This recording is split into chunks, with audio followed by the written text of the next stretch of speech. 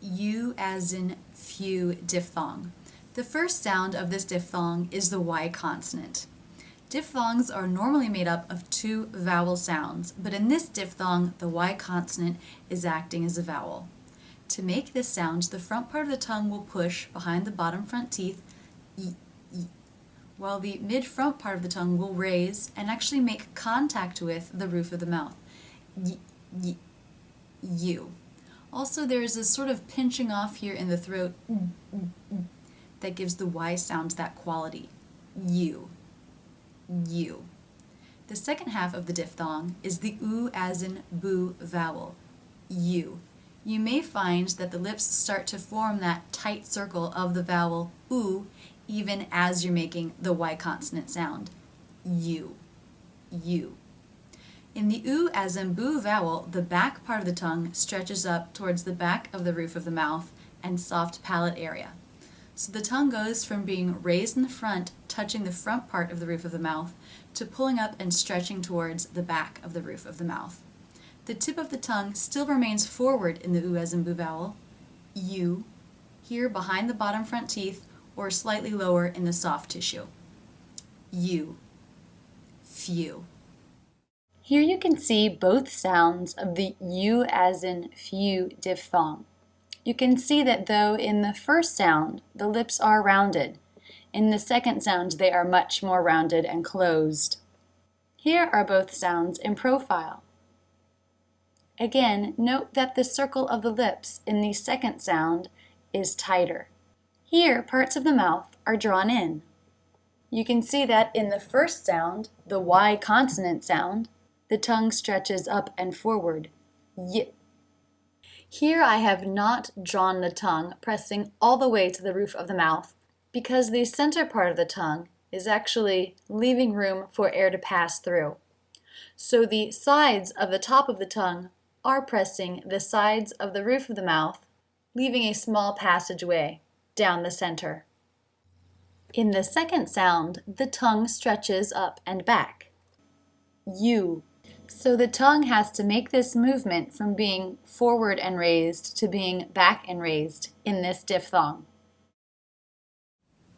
Sample words: view, use, music. Sample sentence: you are one of few pupils writing beautiful poetry. Now you'll see the sentence up close and in slow motion, both straight on and from an angle, so you can really study how the mouth moves when making this sound. You can see the lips round, but they come in tighter towards the end of the diphthong, and the tongue moves back, as you can see the space between the teeth getting darker. R, tongue moves into the R consonant position. One, lips come small, tongue goes up to make the N, of, the lip to the teeth to make the V sound. Few, another U as in few diphthong. Lips start bigger and then come into the tighter circle. Lips together for the P, pupils, another U as in few diphthong. Writing. Lips form a tight R position and then open into the I as in by diphthong. And the tongue moves up into the T position.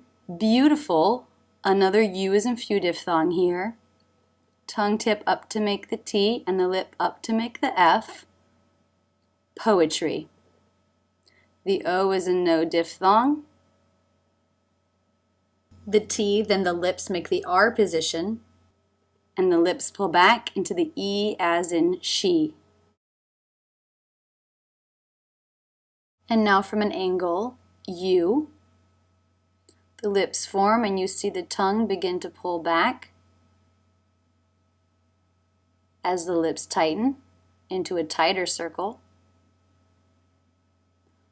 R. You see the tongue back there making the R consonant sound. One.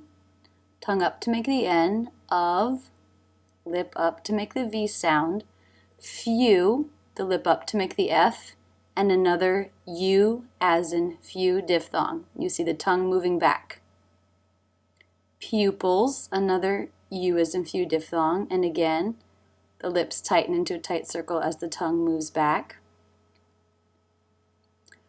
Writing.